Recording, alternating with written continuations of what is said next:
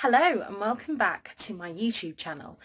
I was thinking of what video to come at you with today, and there's a lot of tags that I need to do, but my brain capacity at the moment is ridiculously low.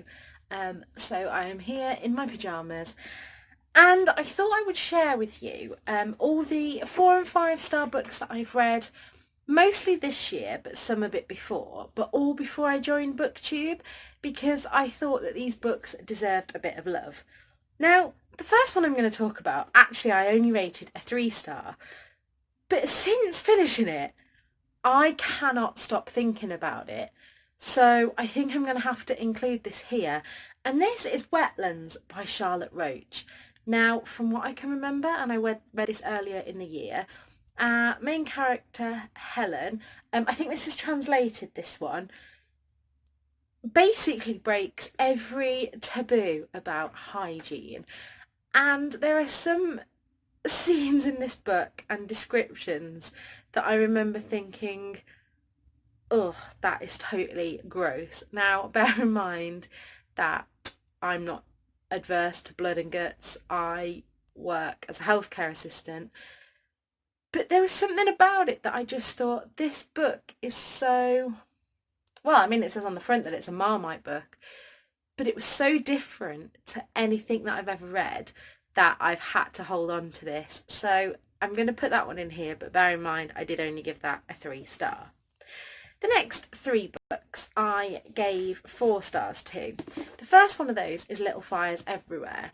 As I was reading through this, I was really gripped by it and would have given it a 5 star, but I thought the ending was really weak, so that only got a 4 star. I never really put much of a synopsis in these things because I don't know about you, but I like to go into books a little bit blind. I don't like to know too much about them, but I really enjoyed reading this one. The next one that I gave 4 stars to is Bryony Gordon's Mad Girl. Now, Bryony lives with OCD, and this book is a really heartbreaking at times, but a really positive view that she goes through talking about her life. I don't know if you've read The Wrong Knickers. I listened to that on audiobook as well. And the way I would describe it, I would read The Wrong Knickers first, but then this book is the mental health stuff that she didn't talk about during that book. So it was almost as if she felt brave enough to talk about all the physical stuff that happened, and then this book fills in the blanks of what was going on with her mental health at that time.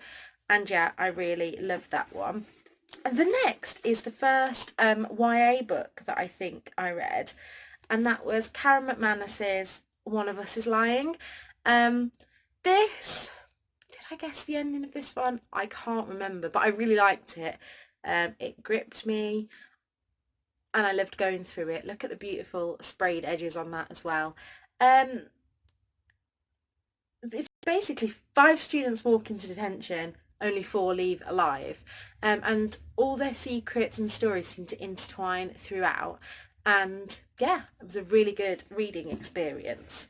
Now, I have a pile here now of all the 5 star books that I read. Again, actually, so far all of those have been ones that I read this year. This pile is mainly ones that I've read this year. Let's pick out the ones that oh, actually, no, it's a bit of both.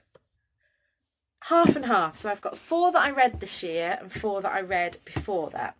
So let's go through the ones that I read this year. The first one was Claire Mackintosh's I Let You Go. Now, this is the first Claire Mackintosh book that I ever read, and since reading this, she has become my absolute favourite author. She's an Insta-buy author. I say that when I can afford it. I just got After the End on a book swap, and I'm so glad, because at the moment with not working, I just cannot afford to go out and buy books at full price. But anyway, this had the best twist still that I've ever read in a thriller. So if you've read this, oh my god, that twist. If you haven't, what are you waiting for? Get this book. The next one I read was Moxie. Now, Moxie is the kind of book that I wish I'd have read when I was 15. It is a call to action for, well, it says on the back, Moxie girls fight back. and it just ignited my feminist fire. This is a young adult book again, but I think everybody should read it. It is a really, really beautifully written book, and I'll be looking out for more Jennifer Matthew books. Kind of on the same lines as Moxie, and a book that I am re-listening to at the moment on audiobook. With the current political climate in the UK, I'm very passionate about being a Labour supporter. And, you know, my biggest thing is fighting for the NHS. I think the NHS is wonderful. I just think the NHS has been abused for years. And so the book that I would definitely recommend, I think if I had to tell you one to read from this whole video, it would be this one. If you have Libby, which is free with most library subscriptions, this is on there at the moment as an audiobook, and it's Jess Phillips's Every Woman. This book is heart-wrenching at times. Red have described it as a rallying call to stand up and speak up, and I agree. And there's a whole chapter where she talks about her time at Women's Aid, and she also talks about how, as a politician, she gets more calls lobbying for animal charities than she does women's charities. And I think it really hurts that we don't have communities anymore. You know, we are all human, and we need to stand up. And again, you know, Labour, we need to be for the many. It's not true that the people that work the hardest get the most money. You look at a hospital structure, for example, and the healthcare assistants physically work a lot harder than the top managers. So, food for thought. The last one that I read this year and absolutely loved was Eleanor Oliphant is Completely Fine. And this was unlike anything I'd ever read before. It was one of the first books I read this year when I first started getting back into reading. And before this, I'd only really read kind of real like chick lit, like Sophie Kinsella books. And this was so different and so unpredictable.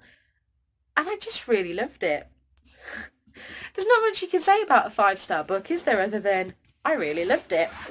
So the last 4 books that I'm going to share with you are ones that have firmly cemented their place as some of my favourite books. And it has been a couple of years since I've read some of these books, so I do need to reread them and see if I still feel the same. But my absolutely favourite book from when I was a teenager was The Lovely Bones by Alice Sebold. My English teacher recommended this book to me, and I remember how compulsive it was. I remember the beautiful descriptions. It really was one of those books that just ignited my love for reading. I did try to reread this a couple of months ago and ended up putting it down because I just wasn't in the right place for it, but that is one that I'm going to hopefully get to reread soon. My second book is When Breath Becomes Air. Now, this was Paul Colensi's tale, and it was powerful. This is the story of a doctor, a 36-year-old neurosurgeon, I mean, almost finishing his decade as training as a neurosurgeon, and then finds out that he has cancer. And, this book gets to me in a way that other books never had, because I feel for Paul when he talks about how, you know, you've spent your whole life on one trajectory only for your body to let you down and take you somewhere else. It's only a short book. It is 228 pages long, but I really recommend picking this one up. Right, another one that was heart-wrenching, and I read this one while I was in hospital, and this is Alice Peterson's A Song for Tomorrow, and this follows Alice and living with cystic fibrosis. Now, I personally can't speak of the representation of cystic fibrosis in this book because it's not something that it's not something that I live with. However, Alice worked with the family of a girl who died from cystic fibrosis. And also there is a girl that I follow on Instagram who had a double lung and heart transplant because of her cystic fibrosis, and she says the representation in this is spot on. So if that's not a recommendation, I don't know what is. And the last one is another kind of call to action feminist kind of book, and that is Dietland by Sarai Walker. This is the first book that I ever read where the whole premise of it isn't some thin woman wanting to be thinner. It's the first book that I read that I would call fat positive fiction, and I absolutely loved it. So that is worth getting your hands on. So there you have it. There are some of the books that I loved before I joined BookTube. Let me know down below if you've read any of these or what you thought of them, especially if you've read Wetlands. I would love to know what other people thought of that, because it's just weird. That is the only way that I can describe it. Anyway, until next time, look after yourselves, and I'll be back soon with another video.